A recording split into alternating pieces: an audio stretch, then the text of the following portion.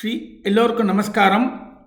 ஸ்ரீ ரமண மகரிஷின்னு பாலகுமாரன் அவர்கள் எழுதிய கதையை பார்த்துட்டுருக்கோம்.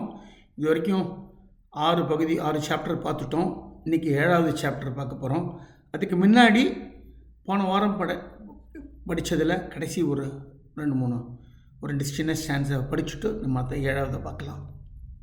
போன வாரம் படித்த பகுதியிலிருந்து ஆவுடையாரும் லிங்கமும் ஒரு அடையாளம்தான்.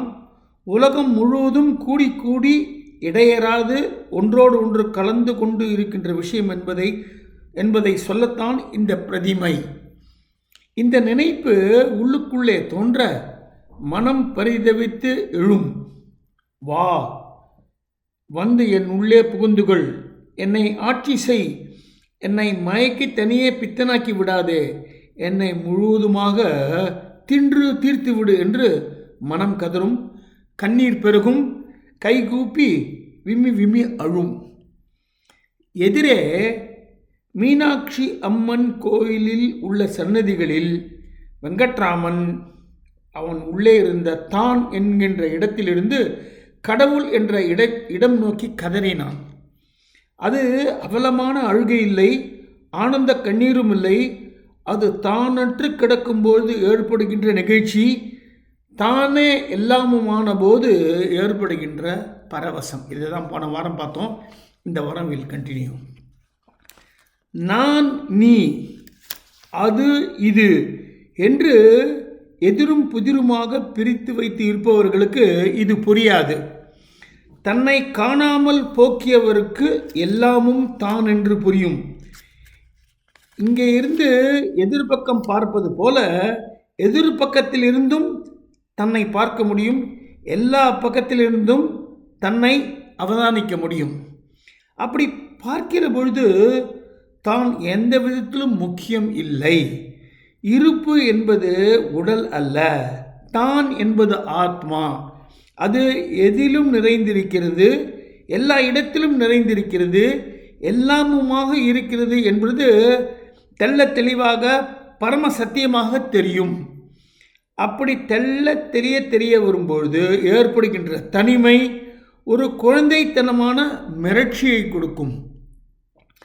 எப்பொழுதும் வாய் பிளந்து கிடக்கும் குருவி போல, கட்டுத்தரைக்கு கட்டுப்பட்டு தலை குனிந்திருக்கும் எருது போல, கடும் வெயிலில் சிறிய மரநேழில் தொங்குகின்ற சிங்கம் போல, மலை இடுக்கில் ஈரம் படர்ந்த இடத்தில் சுருண்டு அசையாது கிடக்கும் பாம்பை போல மனம் பேர் அமைதியுடன் காணப்படும். இப்படி மாறிய மனம் என்ன பாடம் படிக்கும்? ஆரவாரமான இந்த உலகுக்கு நடுவே நின்று எந்த ஆரவாரமும் இல்லாமல் அமைதியாக தனக்குள்ளே தான் மூழ்கி கிடப்பது என்பது ஒரு விதமான அவஸ்தை.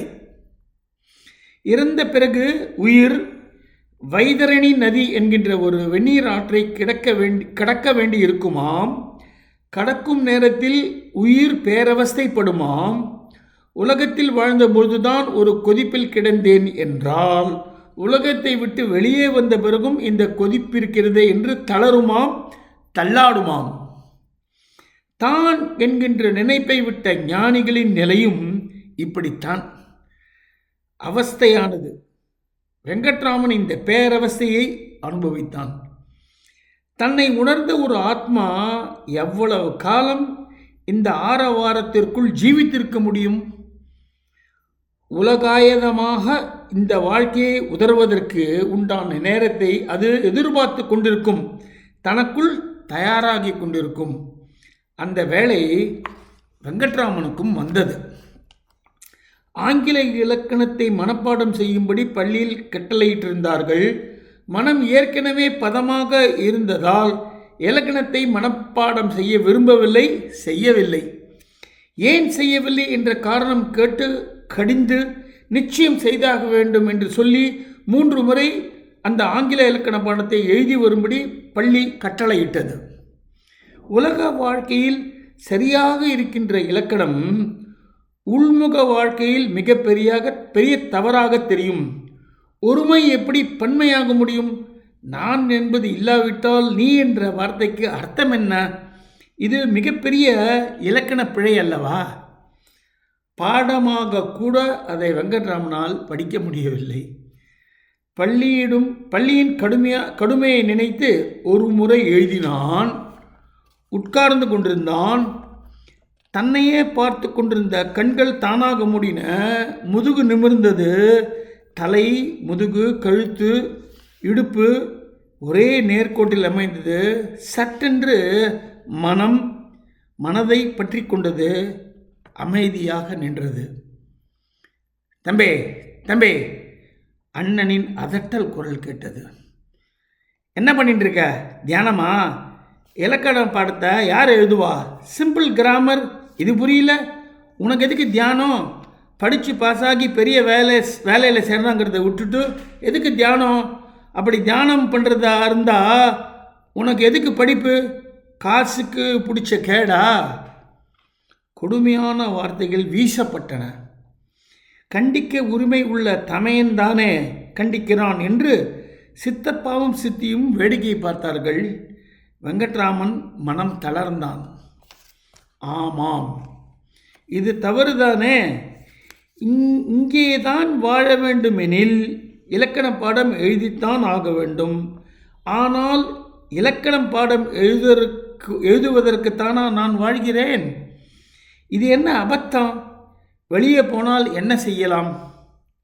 இலக்கண பாடம் எழுத வேண்டாம், எவரோடும் பேச வேண்டாம், எப்பொழுதும் தியானத்தில் இருக்கலாம்.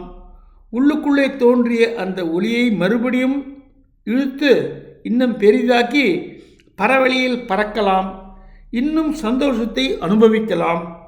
படிப்பு சந்தோஷம் இல்லை, இலக்கணம் சந்தோஷமில்லை, பரீட்சை சந்தோஷமில்லை, பள்ளிக்கூடம் சந்தோஷமில்லை, உத்தியோகம் சந்தோஷமில்லை. இந்த உலகில் ஜெயிப்பது என்பது என்று நினைப்பது எல்லாம் தோல்விதானே. தன்னை வெற்றி கொள்ள வேண்டும், அதற்குத்தான் பிறவி. தன்னை அறிந்தவராலேயே தெய்வத்தை உணர முடியும். தெய்வம் உணர்ந்த அத்தனை பேரும் தன்னை உணர்ந்தவர். தானே அதுவாக மாறியவர். அதுவே இறுதி, அதுவே முடிவு, அதுவே முனைப்பு, அதுவே முழுமை. அதற்காகவே முயற்சி, அதற்காகவே வாழ்தல், அதற்காகவே இந்த பிறப்பு. உண்பதும் உடுப்பதும் உறங்குவதும் அதை நோக்கியே இருக்க வேண்டும். அப்படி இருக்க இந்த இடம் உதவாது. பெரும் சந்தோஷத்தை அனுபவிக்கின்ற போது இந்த உலகாதய விஷயங்களை எல்லாம் சந்தோஷமாக காணப்படவில்லை. ஏற்கனவே தாய் தந்தை என்ற கட்டுக்களை எல்லாம் தளர்ந்த நிலையில் இருக்கிற வெங்கட்ராமன் என்ற அந்த இளைஞனுக்கு இந்த ஒரு கட்டையும் அறுத்துவிட வேண்டும் என்ற எண்ணம் தோன்றியது. தமையனுக்கு கீழே இருப்பதையும் சித்தப்பா சித்தியின் அன்பில் கட்டுண்டு கிடப்பதையும் விலக்கிவிட்டால் தானே தன்னை இன்னும் பெரிதாக்கி திடப்படுத்துகின்ற வழிக்கு போகலாம். இந்த இலக்கண பாடம் ஒரு வீண். ஒருமை எப்படி பன்மையாகும்? இது மிகப்பெரிய பொய். நான் என்ற கர்வம் வரும்பொழுதுதான் நீ என்கின்ற அலட்சியம் தோன்றும். நான் என்ற விஷயமே இல்லை. அப்படி ஒரு தன்மையே கிடையாது. இந்த உலகம் பொய்யாக மாயையாக மயங்கிக் கொண்டிருக்கிறது. நான், நீ, அது, இது என்று அலட்டிக் கொண்டிருக்கிறது. இது மிகப்பெரிய அறியாமை. இப்படித்தான் வாழ வேண்டும் என்றால், இதுதான் வாழ்க்கை இலக்கணம் என்றால், இந்த வாழ்க்கை கடும் குப்பை. சரி, இதை விட்டு விட்டு எங்கே போகுது? உள்ளே கேள்வி எழுந்தது. அண்ணாமலை என்ற பெயர் தோன்றியது. இதற்கு முன் வீட்டுக்கு வந்தவரிடம் எங்கிருந்து வருகிறீர்கள் என்று கேட்க, அண்ணாமலை என்று அவர் சொல்ல உடம்பில் ஒரு பரவசம் தோன்றியதே, அது மறுபடியும் நினைவுக்கு வந்தது. அண்ணாமலைக்கு போக வேண்டும் என்ற எண்ணம் எழுந்தது. அது எழும்பொழுதே ஆனந்தம் பொங்கியது. யாரோ மிக தெரிந்தவர் அங்கே இருக்கிறார், அவரை பார்க்கவே இல்லை, இப்பொழுது போய் பார்க்க வேண்டும் என்ற ஆவல் கிளர்ந்தது. ஆனால் எப்படி போவது? காசு வேண்டுமே.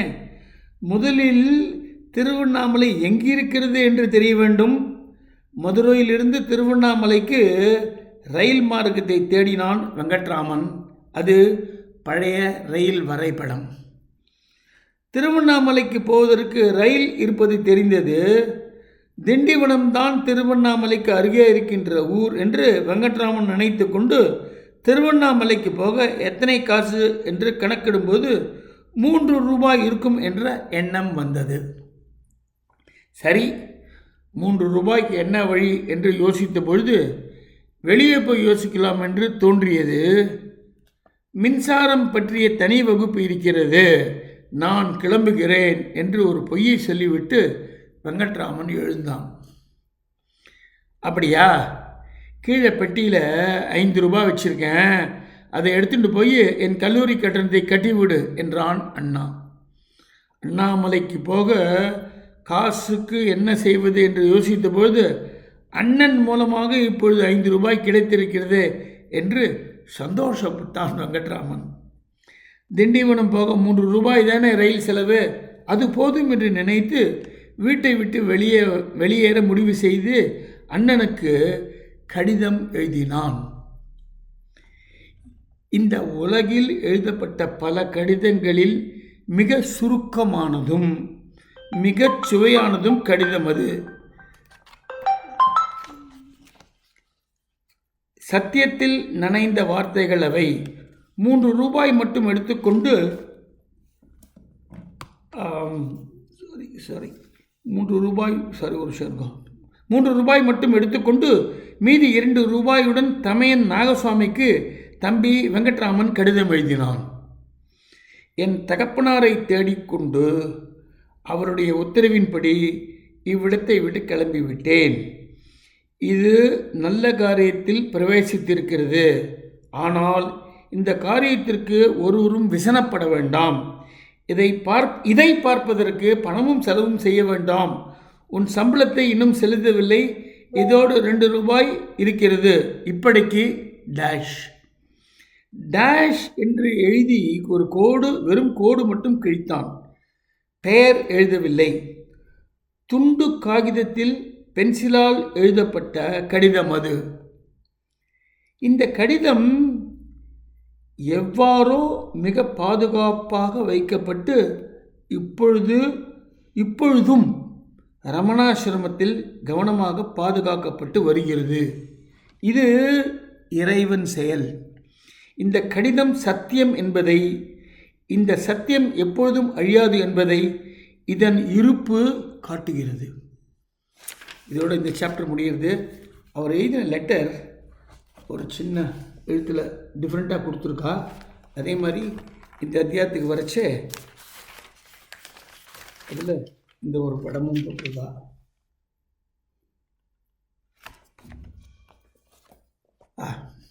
என்னமோ ஒரு படிக்கிறச்சே நம்ம ஏதோ ஒரு கூடயே இருந்து அந்த அனுபவத்தை நமக்கு வாங்கிக்கிற அளவுக்கு ஓரளவுக்கு நமக்கெல்லாம் அது ஃபீல் பண்ண வைக்கிறது. அவரோட கதைக்கு, அவரோட சரித்திரம் ஒரு பக்கம், அது எழுதிய பாலகுமாரன் சார் அவர்களே இந்த சமயத்தில் நினச்சிக்க வேண்டியிருக்கு. வழக்கம் போல் இந்த வாரம் அதை நன்னா படித்து அனுபவிப்பேன்னு நம்புகிறேன். நன்றி, வணக்கம்.